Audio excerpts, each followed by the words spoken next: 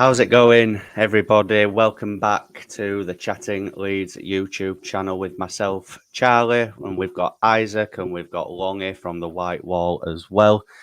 Just before we get into this preview, make sure you're smashing that like button, make sure you're subscribing, commenting, hitting the notification bell, and of course, checking out the White Wall as well, obviously. Obviously, we're here to preview the Sheffield Wednesday game. I'm sure we'll be speaking about a certain announcement that's happened very recently as well in a few moments. But we'll come to Longy first. How are we at the minute? How are we feeling? A lot better now, or are you more confident for the game now, Longy? I think the anchor's been lifted. Yeah? The anchor is slowly lifting. The chains are a bit rusty, so they're getting that WD-40 out still, but it's slowly lifting, the anchor is. It's getting better. I'm getting more and more excited by the day, especially now we're seeing, obviously, new signing coming in, announced just now.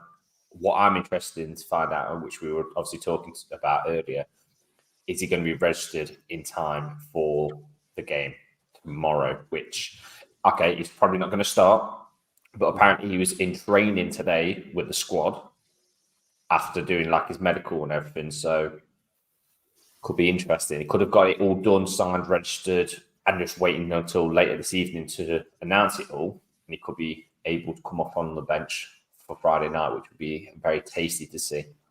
Yeah, hopefully. And obviously, Owen's in the chat saying 9:30 tonight.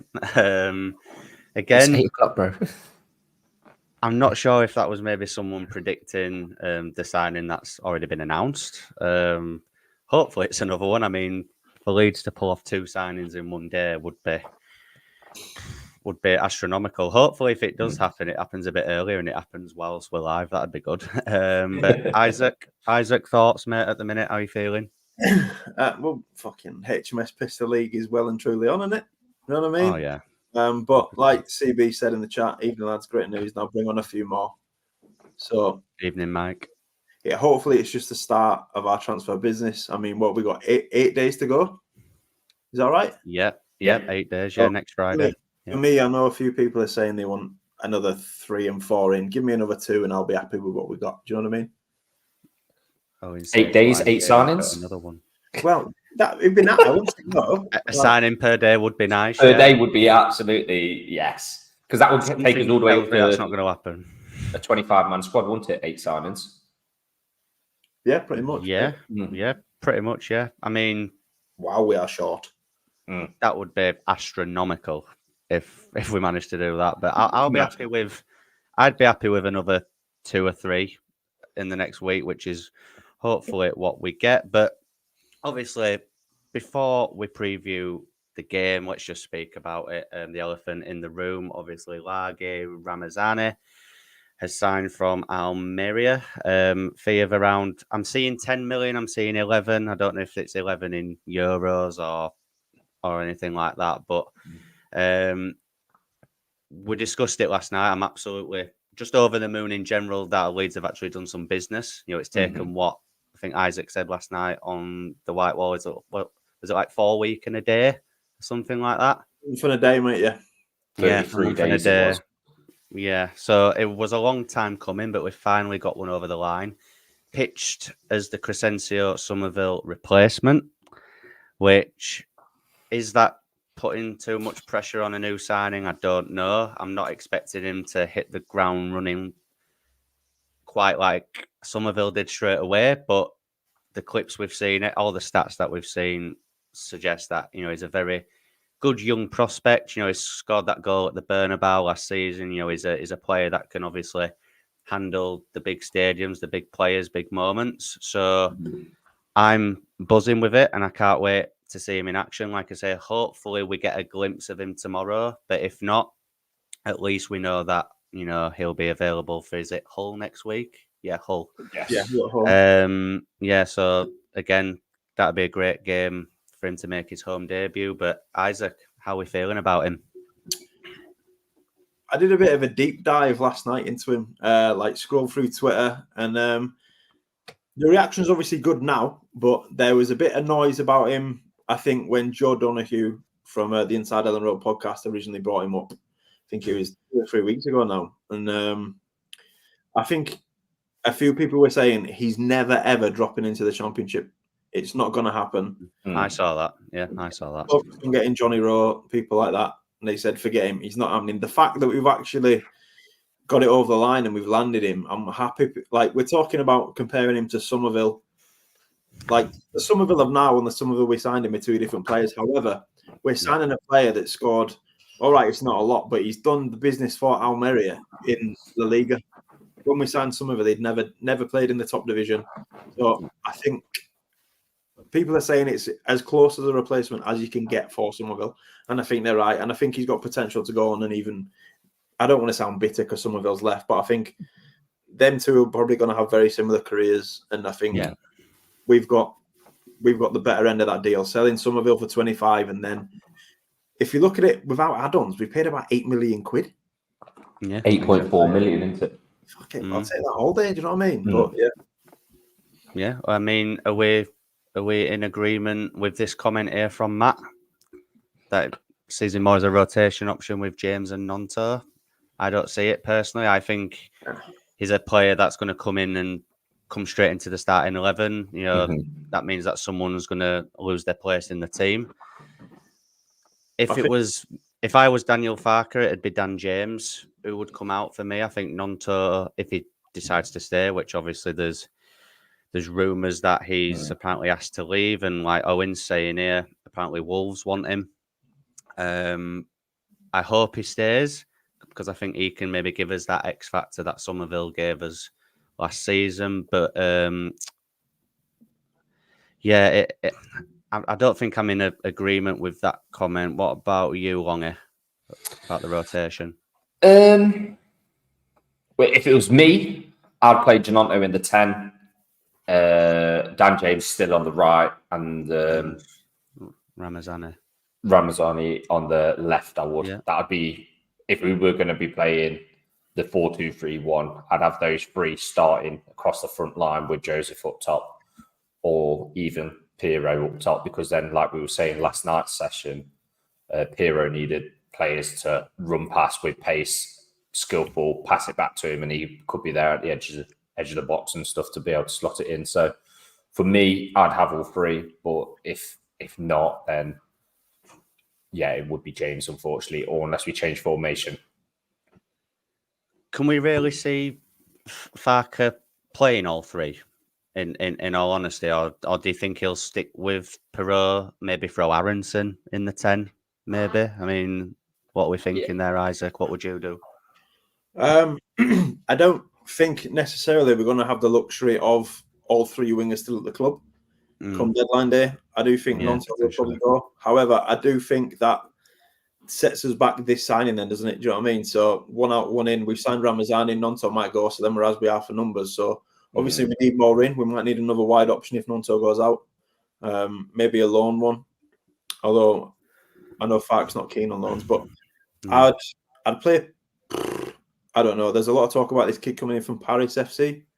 Is it Cabal? Yeah. He plays in the 10. Yeah. He's a good option to get hold of him. But if I had to choose between Brendan and Perot with the Nonto situation, for me, I am very pro Dan James. If you ask me to pick now, lads, am I picking Ramazani out of Ramazani, Dan James, and Nonto? It'd be Ramazani and Dan James for me. Yeah, and Brendan in the middle. Yeah, and you know, I'm hoping though that in a way that Nonto sees that a signings come in, and that obviously they'll hear like murmurs within Thorpe Arch, I imagine, about other signings coming in, and if he maybe sees that we're being a bit more ambitious and we're starting to take it more seriously and go for it, I'm hoping that he can maybe stay. But obviously there are some other names that are linked as well. We'll just briefly touch upon them. Solomon from Tottenham is causing a bit of a divide, it's fair to say, on Twitter this evening, due to his nationality or his nationality, mate, his beliefs and things like that. I'll be honest, I didn't know his nationality. I wasn't 100% sure on it. I didn't think it was the one that it is. I'm of the opinion, I think Isaac said he tweeted it out earlier, and I completely agree. I don't care what a player's skin colour is, where they're from, their sexuality, their beliefs, anything. I don't care. As long as they've got that shirt on, you back them 100%. And if he came in, whether it be a permanent or a loan, and he started scoring goals, he was assisting, he was playing well, quite frankly, I couldn't give a shit. How are you both on that? You the same, or? Yeah, pretty much the same here, to be honest, mate. I couldn't give a flying monkeys if he had pink hair, blue hair, or whatever. If he puts the ball in the back of the net and assists players, it does a good enough job for me. I agree. I agree with you both, lads. Like, you know me, I'm of the opinion like we just spoke about. However, considering bringing a player in like Solomon, it's going to come with a lot of baggage from opposing fans, from our fans, even some of them. I mean, I've had a few people replying me today saying they don't want him anywhere near a Leeds shirt, but I'm all for it. You know me, like we said, anyone that pulls on that white shirt, they'll get my full backing. But bringing him in, just expect a lot of baggage if we are to bring him in. Yeah, and I think it'll be a tough deal to get done anyway. I think, you know, there's Spanish clubs in for him, there's Premier League clubs in for him. Apparently his preference, from what I've seen, is to stay in England. Good player. Yeah, he's a very good player, and I think he's definitely a Premier League level player. So I see a Premier League team coming in for him. Again, if that's a deal that Leeds managed to get done, I'll be over the moon with that. I think it'd be a very good addition at this level, personally. There's Roland Salai as well, a Hungarian midfielder. Apparently, he's only got 1 year left on his deal. And the club that he's at, I can't for the life of me remember. Freiburg, that's it. Yeah. Apparently, they need to sell an attacker to comply with their own sort of, I think it's PSR rules over in Germany or something. So, again, everything I've seen of this guy, I think he could be a Premier League level player as well. So, again, if Leeds get this one done, I'd be over the moon. I mean, have you guys done any more research than I have? I mean, is there anything else you can tell me about him? For me, like Isaac, whoever. You go first, Isaac. For long me, he's the researcher in the long he's Googling now. Long he's Googling as we speak. No, for me, if we got Salai over the line, that'd be the marquee signing. That is one of everyone we're tied with that I think we have got no chance in hell of landing in. Far too good to be playing in the Championship. I think Owen said last night, did he score 2 against England? 2 against England, yeah. Against England, so I think someone said it's not that hard. Agreed. But yeah, I think, has he played in England before? I feel like I've heard his name a lot. I've not heard of him over I've only heard it through one of my friends who's Hungarian, and he hardly speaks up very much about him. He's like, it's between him and Sozit. How do you say it? The guy who's at Liverpool. The guy at Liverpool, yeah. Soboslai, whatever that's it's called. it. Yeah. It's between those two as the best 2 players. If your Hungarian friend has said he's good, then that'll do for me. 100%. My mate's, unfortunately, he supports the red side of Manchester, but he says he'd take him at Man United. Oh, Salford. Yeah, Salford, yeah. Yeah, it's Salford. The real Manchester. Yeah, of course, yeah. What's Matt's just saying about the earlier discussion with Nonto? I meant more the fact of whoever starts, we now have a stronger bench and don't put the pressure on him. Yeah, I understand that, yeah, and I think maybe if he doesn't feature tomorrow, he may start on the bench against Hull next week and maybe come on to be integrated that way. But I think more long term, I think I kind of agree with what Longy was saying about maybe putting Nonto in the 10, but I just don't think Fark will do that personally. So I think it probably will be Dan James that misses out. But just going back to incomings, obviously there's Jubicic. Have I said his name right? Yeah. Jubicic. That is a weird one at the minute because he seems like he's eager to come. He's fucking twerking, it sounds like, doesn't he? He really wants that move. But obviously all the talk since last night, understandably, has been about Ramazani. Not heard too much about Jubicic today, but again, Fark said that he wanted a midfielder and he wanted 2 attacking options. We've got one of the attacking options in. So if he gets his wish, he should get Jubicic for the midfield. And then hopefully, another attacking option. But I think something definitely needs to change in midfield. We'll get onto the predicted 11 for tomorrow a little bit later on, but I think it makes sense that he wants a midfielder. Let's put it that way. I think Ampadu and Gruev have been too similar for me in the opening few games. Isaac, how are you on that? Are you in agreement with that, or? I agree, mate. They're too similar, and the fact that we've only got one replacement for the centre midfield in Rothwell means that if one of them go down injured, then we've got them two midfielders, and they've got to play 90 minutes every game, sort of thing. Do you know what I mean? Yeah, but, I agree as well. Yeah, touching 100%. On Lubicic, he's the guy that I really want in next. He's the guy I think he'll be. I think he could be the next one in. I think so. He wants it. I think he's not going to cost us too much money. I think he'll fit our system quite well, what I've seen of him. Yeah. But don't get strung up on him being this tall defensive midfielder, lads. What I've seen of him, he's very much like a ball player, like getting the ball and shooting from outside the box. So maybe that's why we're targeting him so much. He likes a pick from outside the box. Shooting outside the box, what's that? Longy, that's your realm, mate, tactics. I don't... Is that a thing that's allowed? Is that a thing that's allowed? Well, it's dangerous. Gruev, no. Well, Gruev likes to have a free kick from 28, 30, 35 yards at the post. Yeah. He thinks it's like rugby, though. Set piece. Now that you say that, he's scored the free kick against Norwich in the playoffs. He hit the post against Portsmouth. He can obviously strike a ball. So only when it's still, not when it's moving. Yeah. Well, there is that. There is that, to be fair. Yeah, specialist. Yeah. Well, there's a certain other midfielder who I would rather have in over Gruev at the minute, but we'll touch upon that shortly. But let's get into the game now, anyway, because this is the Sheffield Wednesday preview. If you didn't know, so Leeds at Hillsborough under the lights tomorrow, 8:00. Yorkshire derby. I'm feeling a lot more confident about it now, 100% going into it. I think it's amazing, isn't it, that a signing can just make you feel like this now.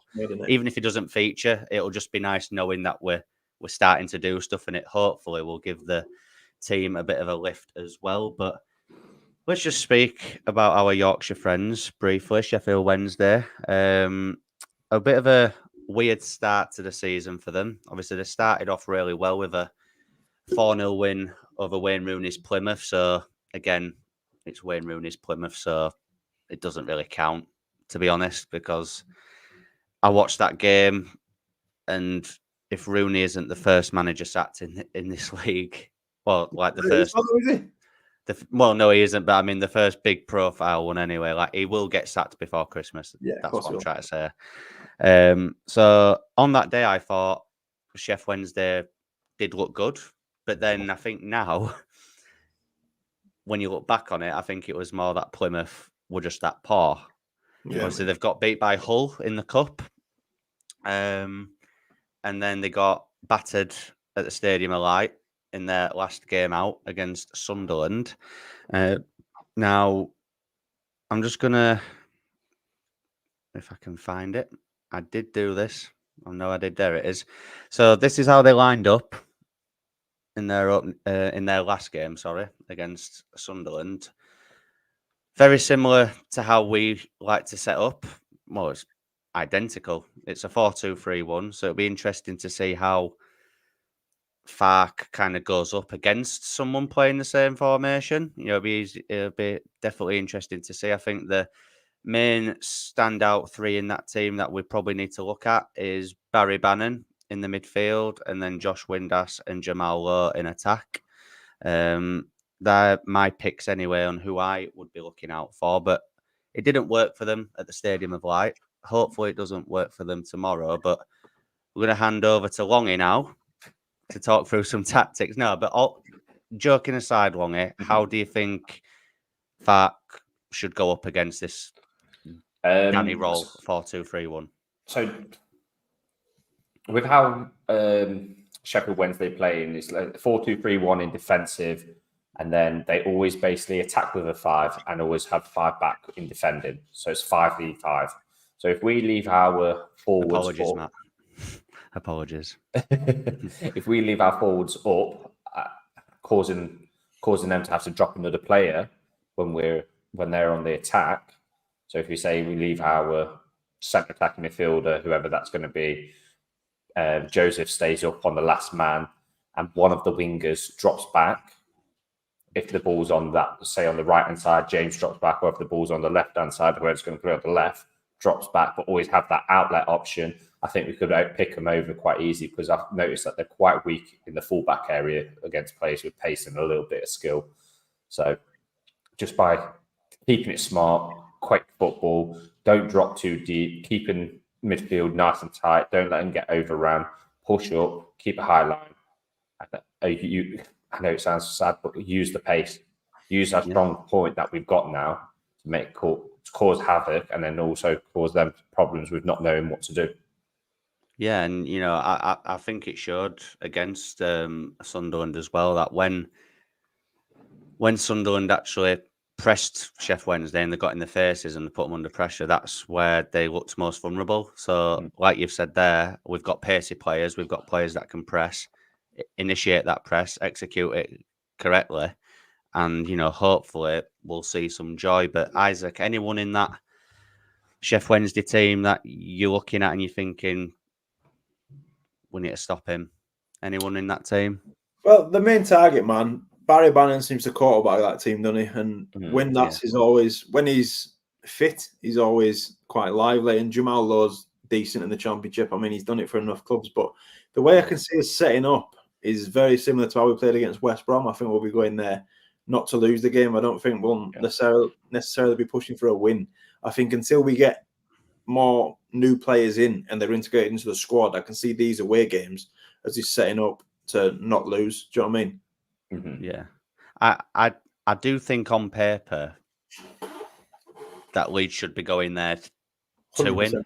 I think got to. Even with the squad as it is now, we've definitely got enough to beat Sheffield Wednesday. I don't care what anybody says. I get what you're saying though. I think Farke may have that thought process where he's going into it thinking, look, let's just not lose. Let's just ride this wave a little bit. Let's just get through it, and then hopefully, if additions come in over the next week or so, then he can really get to work properly. But I'd still like to think though that there is a big part of him that thinks like I've just said. I think on paper our squad's miles better than theirs. Like Longy's just said there, you've got Dan James, you've got Nonto on either side. Use the pace, get at them, frustrate them, and I think we'll definitely have some joy, 100%. But I hope so. As for us, then, I mean, I don't really want to say this because I don't want it to happen, but I can see Farke picking the exact same 11 that played against West Brom, even with Pirro in the 10. That's fine.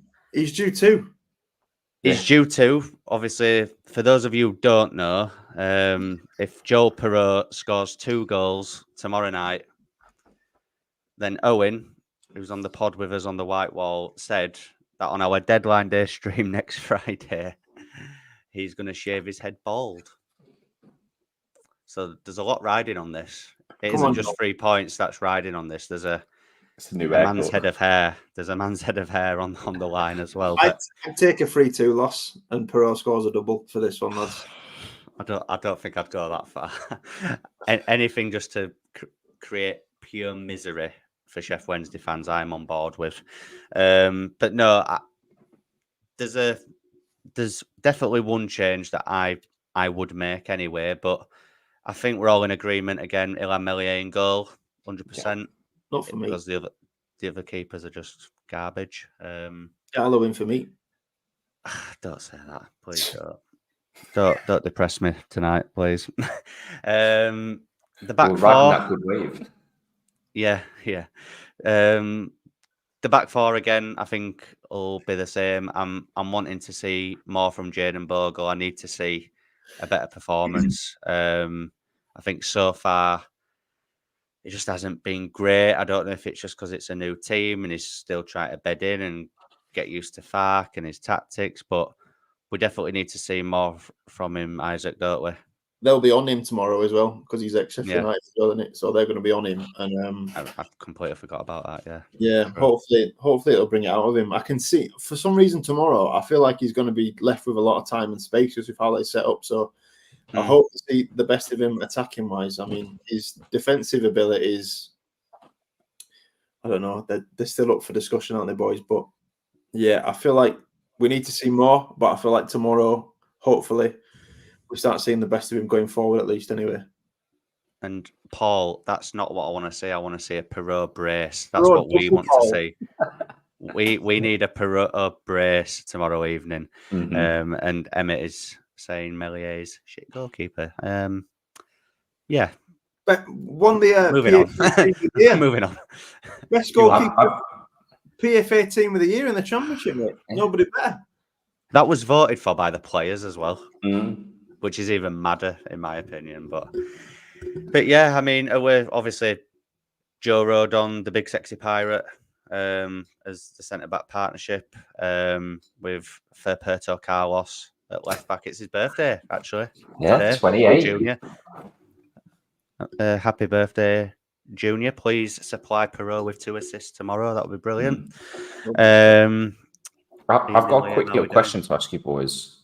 Go on, mate. So we've got Max Lowe playing at left back for Sheffield Wednesday, who was at Sheffield United. And then you got Bogle, who was obviously at Sheffield United as well, who we signed. Now, how well do you reckon these two know each other? Bear in mind, they both came through Derby Academy together. They both played at Sheffield United together. And then they both left Sheffield United to go to rival clubs. Now, obviously, Bogle likes to attack more. Max likes to sit back and defend more. But Max can play as like an inverted role if he wants to, but mainly sits as in the back four. So what do you think? Isaac, you want to go? That Max Lowe needs his loyalty question. He's played for Forest, Derby, Sheffield Wednesday, Sheffield United. Anyone will have him. Anyone will take him. He is a mercenary. But yeah, they'll obviously know each other well, mate. If they've known each other as kids and they've known each other at Sheffield United as well, then they'll be good mates. And yeah, before I forget, boys, what do you think about Cooper training with Derby? For me, that's still too soon after the playoff defeat to him. It'll never be not soon enough. Yeah, I think it's a bit of a low blow. He'll be there doing this now, won't he? Oh, Cooper. I'm not. It sounds harsh because he is a legend, obviously, but it don't matter to me where he goes now. In all honesty, I just want him to go and play some football. To be honest, I think he deserves that. Whether it's Derby, whether it's I don't know Sheffield Wednesday, anybody like that, I think he'll stay fairly local, won't he? In all honesty, I can't see him going. It's poor from the club, though, isn't it? Yeah, it is 100%. Yeah, I mean, 10 years at the club, was captain for a lot of years. All the work he did in the community and everything. I think he definitely should have at least had a mention and a testimonial game. But again, that's a topic I'm assuming for another video. I've just seen on Twitter whilst we were speaking there, he's only gone and done a little hello message, hasn't he? Good. I will be checking that out after the stream ends. Very good English. You never know; you might get copyrighted for playing that. Best so I won't risk it. But in to the midfield, then continuing with the 11. This is where my change comes in. I think we all know what I'm about to say, but it's got to be Ampadu and Rothwell for me. It just has to be. I don't think he will. I think he'll keep it as Gruev, if in all honesty. But I think Rothwell just offers something a little bit different. I think he's more forward thinking. I think he's better on the ball as well. Like you say, set piece abilities a lot better as well. And can chip in, hopefully, with goals and assists. I mean, do we think he will do that? And if not, do you agree that he should be in? We'll come to Longy first. What are you thinking? Rothwell to start? Do you think he will do that? Or is that what you would... No, I don't even know. I don't think he will do it, unfortunately. Not a chance. I think he will go with Gruev and Ampadu as the two sitting DMs, and then Ampadu will drop too deep, I think, and let Gruev just run around like a headless chicken and getting overload. Yeah, like you say, I think the balance. There's just no balance in midfield with them two, personally, and this is why I hope that Djubicic does come in, because it gives Farke another option in midfield. Isaac, what are you thinking? Do you think he'll change it on? No, I don't think he will, because how I think we're going to set up. I think again it'll be one of them try not to lose away from home early doors in the season. But if we draw this, will we still be better off than we were last year? 3 points from 3 games. Yes. Yeah, is that right? I believe so. I think we drew. We'll be 1 point better off. Drew. We'll be 1 point better off. Yeah. So Paul's changed to a Perot brace. That's what we like to see. That's what we like to see. But, facts a points per game basis. So if we're on course for a better points per game than we were last year, then and we're all having a meltdown. Yeah, exactly. Jesus. Just before we go any further, guys, there's 18 of you in the building, which is good to see this evening. If you wouldn't mind smashing a like and continuing to get your comments in, that would be appreciated. Into the 3 in behind, then, I think this could cause a bit of thingy. Obviously, I know we've been joking and we've been speaking about Perot, but all jokes aside, I do think he will play. I think Farke will keep him in. I think purely just for the finishing ability, because if he is in the right place at the right time, 9 times out of 10 he will score. And I think, as much as Owen hates him, I think even Owen would say that. I think if he's in the right place at the right time, he will score. Yeah, hopefully for his sake, he won't score 2 tomorrow. But obviously, there's Aronson, who I think would be a decent enough option at the minute, given the squad we've got now, to play in the 10. As Long as said as well, there's Nonto, who could maybe do a job there, but I can't see him putting Nonto in because we've not got another winger. I know he's just signed, hasn't he, tonight, but is he going to start tomorrow? No. Even if he plays tomorrow, I can see it only being 10 minutes at the end, just a cameo. Yeah. So I think he'll keep it the same. Obviously, it'll be Nonto, James either side, with Perot in behind Mateo Joseph. I think. Anyone disagree with that, or? I think we're going to get a little shock up front, unfortunately. Bamford in. Yeah. Well, I think they as well. Just because they've got 2 rough centre halves, and how obviously Joseph struggled against. Well, I wouldn't say struggled, but how he got bodied a little bit against Kyle Barkley, who's a season. He didn't have enough service for me in that West Ham. I totally agree, but I mean, with getting pushed about a little bit too much, I think he might go with the wiser head, with it being a Friday night under the lights, big game, Sheffield Wednesday, Yorkshire rival. I think he might start with Bamford up top. Now, I can see why he would do it, but then also I can see the pros and I can see the negatives to it as well. So, like, obviously, you're going to take Joseph out, it's going to knock his confidence, or it might give Joseph a grit in his teeth, be there, like, get me on at 60 minutes, 70 minutes, get me on. I'm going to go prove something. And you might hit the ground and get the goals that you need. But if it was me, I'd start with Joseph. But I've just got this feeling he's going to start Bamford. Yeah, I don't think it would be a surprise, like you say. Maybe it could work in a sense of Bamford could do better against their more stronger centre-backs, and then once they're tired around the 60th, 70th minute, then get Joseph on to add a bit of pace. Yeah, I can see that, but like I've already said, I can't see him changing the team at all. In all honesty, I think he'll keep it the exact same. Isaac, do you agree with Bamford starting, mate? Or I don't agree with it, but I think it might happen. Like, you know what I mean? Yeah. I think, like I've said, whenever we spoke about this game, it's going to be physical away from home Friday night. Don't lose it. Try and hold the ball up as much as you can. Although I think Matty Joseph is probably the closest thing we've had to Bamford. He's capable of it, 100%. Yeah, but I just think he might go with. It's going to be a bit of a feisty game, so I think he might go with a bit of a more seasoned professional, so we say. Have anyone ever listened to his podcast with that comedian, Bamford? Yeah, I was listening to it today when I was working. Did you hear the one today about what he said about Firpo? Have you seen I've it? not heard it yet. I'm going to listen to it tomorrow.